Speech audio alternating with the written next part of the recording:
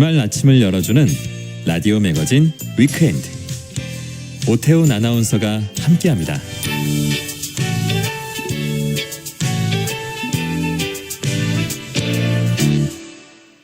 네, 일상에서 발견하는 실용 인문학 이야기를 합니다. 생활 속의 인문학 저자 이혁원 작가 나오셨습니다. 어서 오십시오. 네, 안녕하세요. 뭐 얘기할까요? 예. 봄이 되니까 여기저기서 청첩장이 날아들더라고요. 그래서 오늘은 결혼이라는 주제로 이야기할까 합니다. 네. 왜 정략 결혼처럼 극히 특별한 경우가 아니라면 대부분은 네. 연인이 만나서 사랑을 나누다가 결혼으로 발전을 하게 되죠. 네. 그래서 사람들은 결혼을 사랑의 완성 또 결혼식을 네. 인생에서 가장 중요한 이벤트라고 말을 하기도 합니다. 네. 또 결혼식장을 가보면 두 사람의 결혼을 뭐 아름다운 만남이라든지 영원한 사랑의 결실이라고 말하는데요. 네. 이런 표현들 속에는 결혼은 사랑의 연장이고 또 사랑이 무르익어서 결혼에 이르렀다라는 의미를 내포하고 있습니다. 네. 근데 한번 생각해 보시죠. 결혼이 사랑의 완성이라면 결혼한 다음에는 두 사람의 사랑이 결혼 전보다 더욱 깊어질까요? 모르세요? 저는 개인적인 경험은 있습니다만.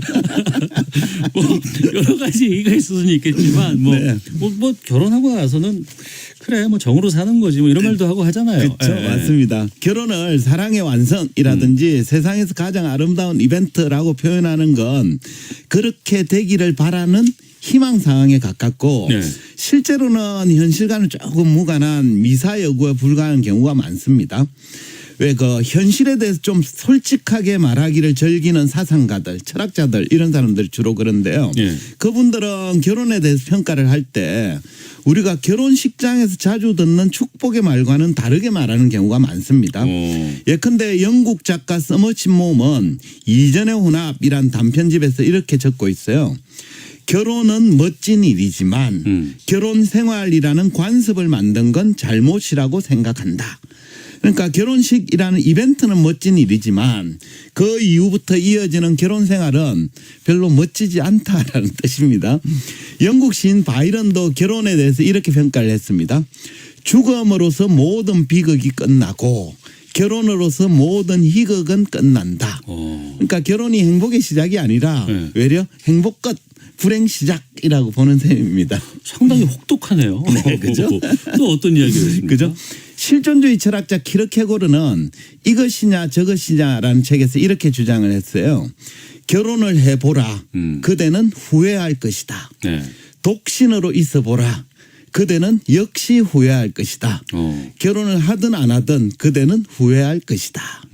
그러니까 키르케고르는 결혼을 해야 할지 말아야 할지 고민하는 사람에게 하등에 도움이 되지 않는 말을 책에 써놓고 있습니다. 예. 그러니까 결혼을 하든 말든 모두 후회할 것이다 라고 독서를 퍼붓고 있는데요.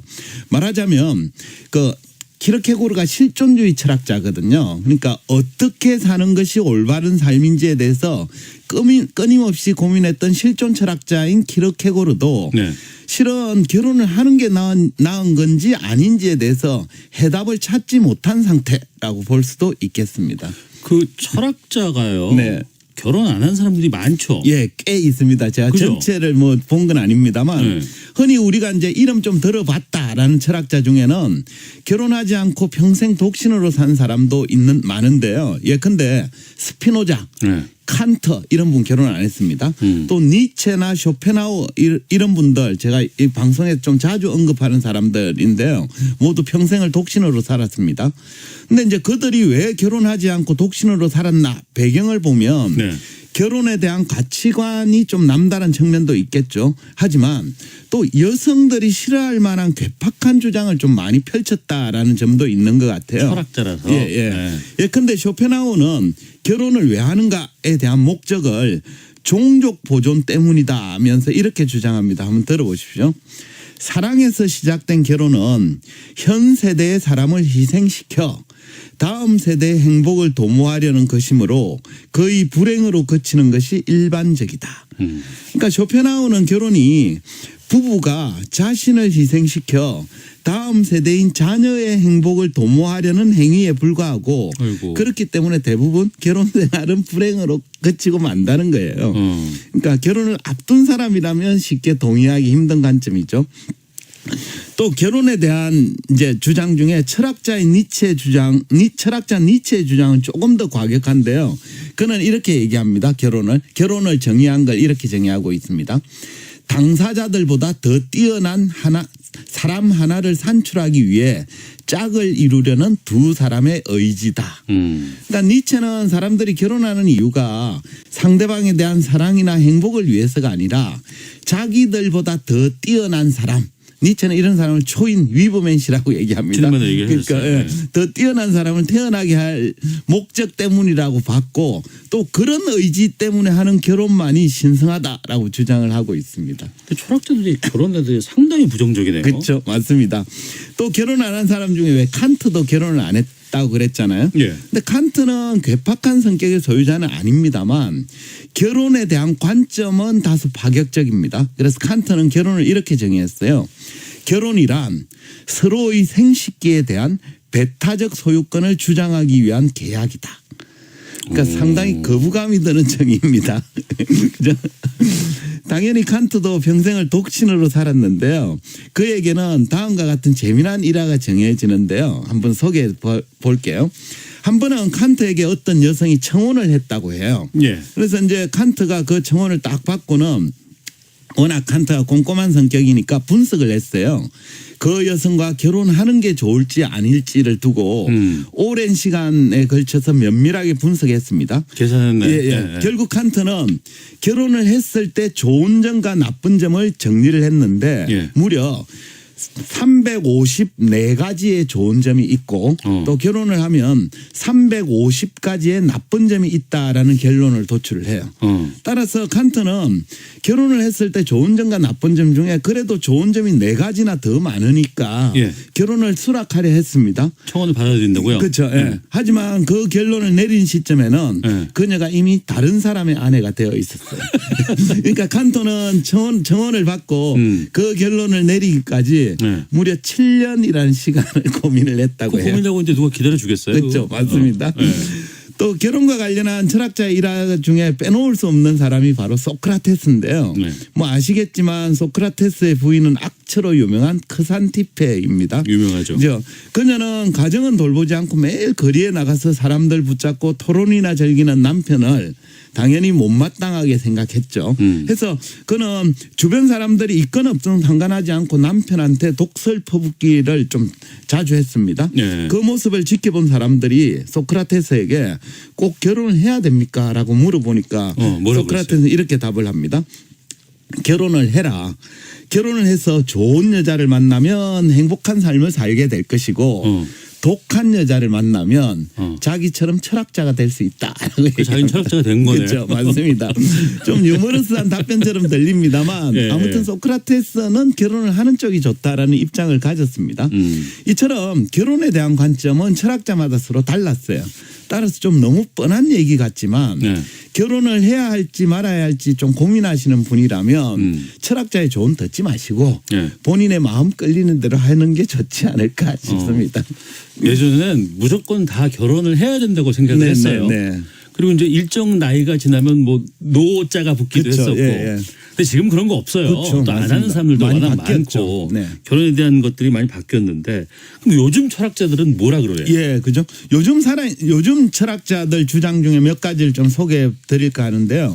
먼저 소개하고 싶은 철학자는 슬로베니아 출신의 철학자 슬라보의 지젝인데요. 그는 자본주의는 희망이 있는가라는 제목의 책에서 결혼은 그 자체로 가장 충격적인 출발점이고 가장 낭만적인 반항이다라고 주장한 영국 추리작가 체스터던의 말을 인용하면서 이렇게 적고 있습니다. 한번 들어보십시오. 만약 다양한 변화가 당연시되고 결혼의 의무가 우습고 고리타분한 대상이 되어버린 지금의 포스트 모던 세계에서는 결혼을 고집하는 사람들이 오히려 진정한 반항아라는 설정이라면 어떨까? 그러니까 우리는 흔히 결혼하지 않고 독신으로 사는 사람 예. 이런 사람을 기존 질서에 반항하는 상태다라고 생각하는 경우가 많습니다. 예. 하지만 지적은 포스트 모던 시대인 오늘날에는 그와 반대인 건 아닌가 하고 묻고 있는 거예요. 그러니까 다양한 쾌락과 유혹이 존재하는 오늘날에는 한 쌍의 남녀가 그런 쾌락이나 유혹을 전부 포기하기로 결정하는 행위, 이게 결혼이죠. 이 결혼에 서약하는 거야말로 매우 고집스러운 반항이라는 입장입니다. 예. 그러니까 흔히 포스트 모던 사회는 모든 가치나 관점이 뒤집어지는 사회라고 얘기를 하거든요.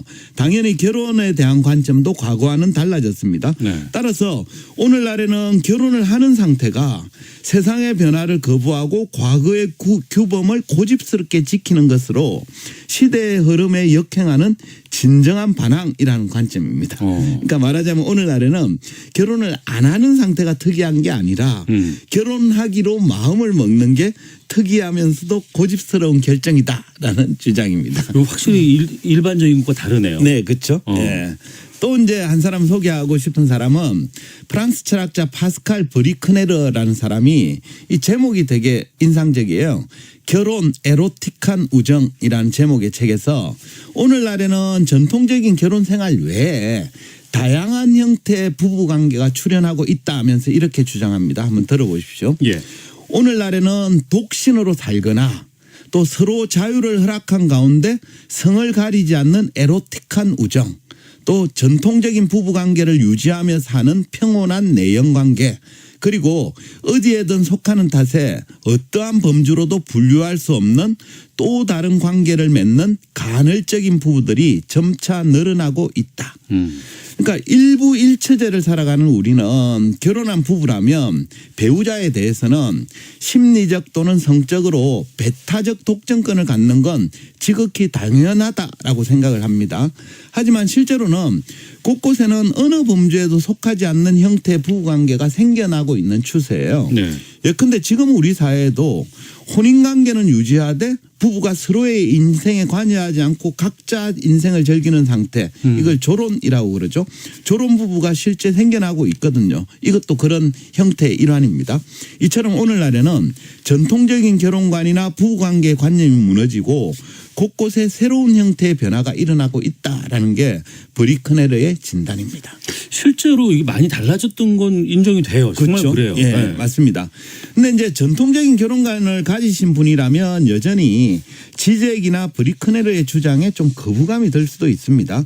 하지만 이 옳고 그름을 떠나서 어떠한 윤리 체계나 도덕 규범도 변하지 않고 영원히 지속되는 경우는 없거든요. 당연히 결혼에 대한 관념도 변하기 마련이고 확실히 요즘 젊은 사람들의 결혼관은 과거와는 상당히 달라진 것 같아요. 맞습니다. 따라서 과거의 전통적 결혼관만이 정답이다라고 생각하기보다는 조금 유연한 관점을 가지면 어떨까 싶네요. 알겠습니다. 생활 속의 인문학 이혁원 작가였습니다. 고맙습니다. 네, 감사합니다. 라디오 명주 위크엔드 마치겠습니다. 오태훈이었습니다. 고맙습니다.